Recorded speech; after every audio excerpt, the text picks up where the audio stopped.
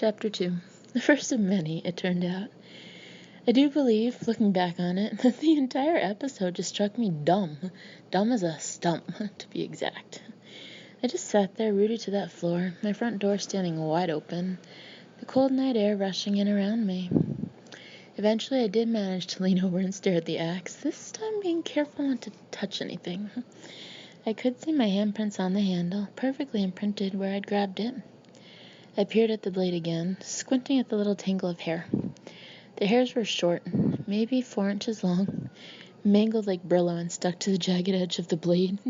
The hair looked to be a bright auburn red. A white chip of something clung to the blade. A rush of nausea hit me. The slam of a car door and footsteps on the sidewalk shook me out of my stupor. I scrambled to my feet, bracing myself against the wall as I stood, leaving another angry smear on the pale yellow paint. I slammed the door shut, locked it, and slapped the light switch off. I leaned against the door, breathing hard, my heart knocking against my ribs, my brain screaming at me. Idiot! It screamed, run! The footsteps stopped on my front porch. I held my breath. Dylan? I squeezed my eyes shut. The doorknob rattled. Dylan, he said again, sharply this time. I reached down and grabbed the axe, stepping slowly away from the door. He knocked, loudly. I know you're in there. Open the door. I finally recognized the voice. Idiot, my brain said to me again. David, I said out loud. Dylan? Is that you? Of course it's me. Let me in. He rattled the doorknob again. Is anyone out there? I am. I'm out here. Let me in. Are you alone? Of course I'm alone. What do you think? I brought a date? I'm here to pick you up. Is anyone in the yard? I am. I'm in the yard. Let me in. I'm not opening the door. Not until you check. No one is out here, Dylan. It's just me. Open the door. It's like 10 degrees out.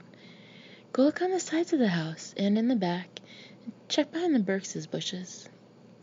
I waited while he walked around and searched the yard.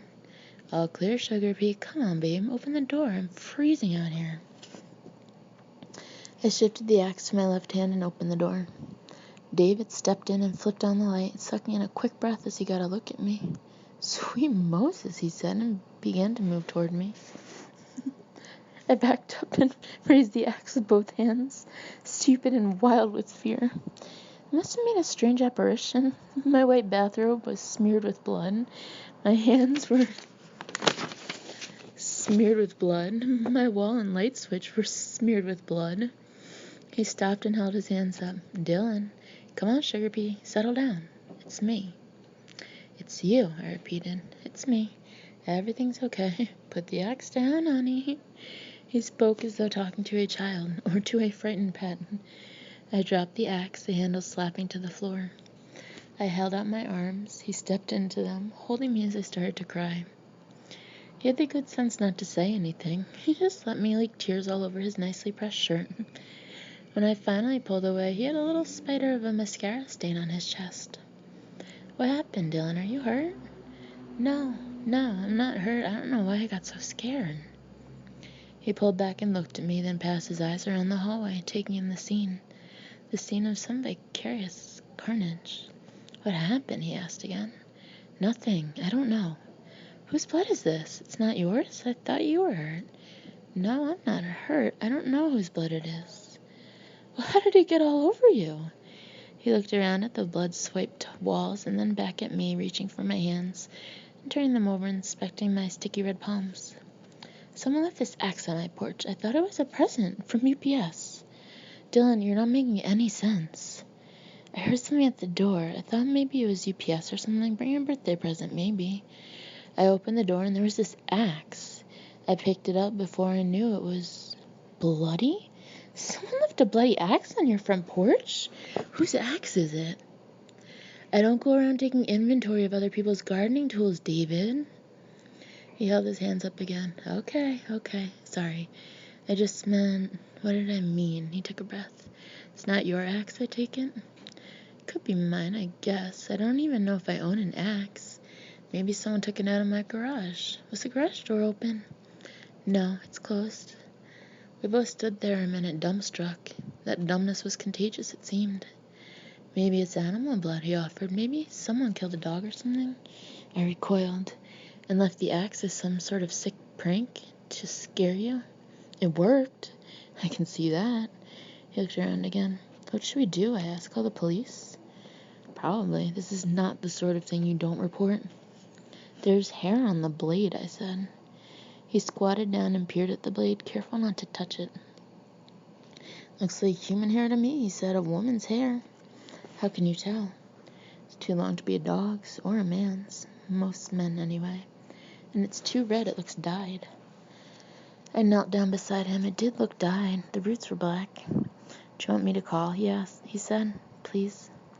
He turned and went to the kitchen. I heard him dial 911, wait a moment, and then start the conversation. I have something a little odd to report. I went to my bedroom and kicked the door shut behind me. Surely it would take the police a while to get here. This was the Dallas Police Department after all. In a city of over 1 million people, they must have real actual crimes in progress to take care of. I stepped into the bathroom and caught sight of myself in the mirror, my third ghastly encounter with the mirror that day. The wave of nausea returned, almost doubling me over. I retched into the sink, keeping my head down for a minute, letting the cold water run. I straightened back up and faced myself. I looked like I'd been assaulted, violently. My face was drained of color, and my eye makeup was smudged into little black rivers on my cheeks. My hair was wrecked. Blood was smeared in little hieroglyphs all over me and all over my fluffy white robe. My hands were sticky, almost brown now as the blood dried. I peeled the robe off and let it drop onto the floor in a heap, vowing to myself that I would burn it at the first opportunity. I stepped into the tub and pulled the shower curtain closed. Felt like I could scrub forever and never get that blood off. Some red-headed woman's blood. I couldn't even stand to think about it, whose blood that might be. I worked up a good thick lather, soaping myself generously and watching as the water went from pink to clear and circled into the drain. I was just starting to settle down when someone banged on the bathroom door, scaring me half out of my skin again. Dylan? David? Is that you? He shouted through the door. The police are here, Dylan. They want you to get out of the shower immediately. Why? I don't know, babe, but they don't look to me like they're going to take no for an answer. Finish up and come on out, okay? I rinsed off quickly and toweled off, hoping they weren't waiting in the bedroom. I had nothing in here but my bathrobe, and I wasn't about to put that thing on. Steam curled through the doorway as I cracked the door and peered into my bedroom. It was uninhabited. The door was closed. I grabbed some jeans and a sweatshirt, threw them on quickly, and went out to face the DPD. 2 uniformed policemen were with David on the front porch. The front door was open. A police cruiser parked in front of my house, red and blue lights blazing. A white DPD van pulled up to the curb as I stepped into the hall. Hello, I said. Everyone turned to look at me. Miss Foster? One of the men said. Doctor, David said. Dylan, I said, extending my hand. The officer did not offer his in return. I dropped my hand back to my side, strangely hurt. I checked their name tags. Hernandez and Jones. Step outside, please, Hernandez said.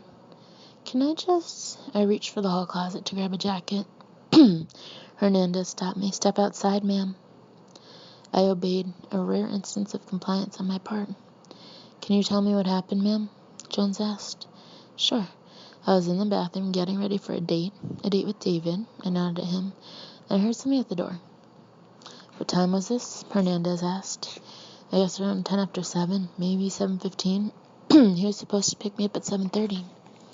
Okay, go on. So, I came to the door and opened it, and this X fell in. It just fell in, Jones said. I nodded. And it was dark because I hadn't turned the porch light on and I couldn't see what it was. So I picked it up and turned the light on. I nodded at the light switch just inside the doorway. Everyone looked at the switch and then back at me.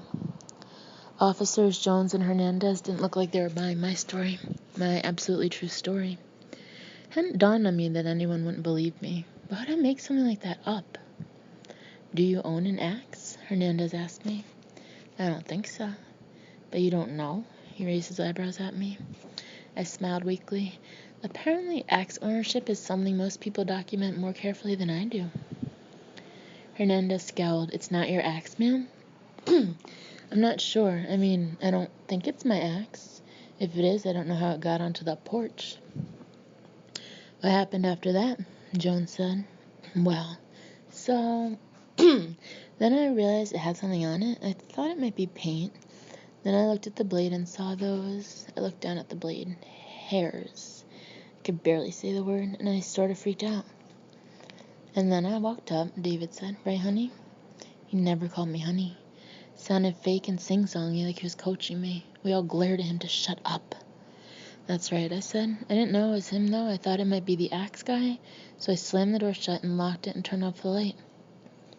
Hernandez walked over, stepping carefully around what I now realized was evidence, and inspected the inside of the door. The story was there, written in red handprints and streaks. And I couldn't get her to open the door, David said. She was really scared. I had to convince her it was me, and she wanted me to walk around and make sure no one was out there. And even when I finally did get her to open the door, she was still scared. When I walked in, she raised the axe up like she was going to hit me, like a reflex or something. She was really traumatized. I think he was trying, bless his heart, to help me, but it was coming out like I'd been a participant in something, or the victim of something. Who is in the yard, Dr. Foster? Did someone attack you tonight? Jones asked. Nobody attacked me, I swear. I mean, take a look. I'm not injured or anything. I held out my hands and rolled up my sleeves. We'll get all that downtown, photos and swabs, Jones said. Photos and swabs? You're a crime scene, Miss Foster, Hernandez said. And your house is a crime scene. He turned to Jones, who's coming. Jackson, he'll bring the waiver. A waiver? Consent to search, Hernandez said. Search? What for? I found the axe. I pointed at the floor. Lying right there on the floor. I told you. I picked it up, and then when David came, I just got scared and sort of freaked out. It was like a reflex, just like he said. But then I realized everything was fine and no one was out there, and I put the axe down and hugged him, and that's why he has the mascara on his shirt. I hadn't used a sentence that long since I was 14 and talking on the phone about boys. I sounded like an idiot, a defensive, guilty idiot. In the shower? Hernandez asked. Well, I wanted to get the blood off. I mean, it's pretty gross, don't you think? It hadn't occurred to me until then that the shower was another mistake. I could see it now, though. It made me look guilty of something. Moron, my brain said. Officer Jones nodded at the squad car. If you'll have a seat in the car, Dr. Foster, we'll talk to Mr. Tchaikovsky, I said. Mr. Tchaikovsky, he said. We'll get your statements while PES gets to work. PES? Physical evidence section? Jones nodded toward the white van. Baggers and taggers. And then we can get out of your hair. I winced. Don't say hair. Hernandez walked me to the squad car. Jones stayed on the porch and grilled at David as the evidence team filed into my house. Officers Hernandez and Jones conferred for a minute and came out to talk to me again. Finally, they parked David in the backseat of the squad car next to me and locked us in. I nodded at the growing knot of DPD personnel in my hallway. They don't believe me, do they? Sure they do. They just have to ask all the questions, be thorough. It's their job. You're lying. They think I'm a nut. No, he said, looking at me with his beautiful, clear green eyes which, in that tender moment, offered up enormous sobriety and compassion. What is it, then? I asked, hoping he wouldn't say it. They think you whacked someone with that axe tonight. We looked at each other for a moment, the dreadful thought just hanging there, almost blocking the view between us. You were in jail last year, weren't you? He was referring to an unfortunate incident in which I was wrongly accused of, trespassing and assault, none of which was my fault, might I add. I nodded ruefully. Check. How was it? Wonderful. White tablecloths? He asked, grinning. Check. Expensive wine? Mid-list. The presumption of innocence? Check. He put his arm around me. Sugar Pea, I love you, but you have the worst luck of anyone I know. I leaned my head back on his shoulder and settled in to await my fate.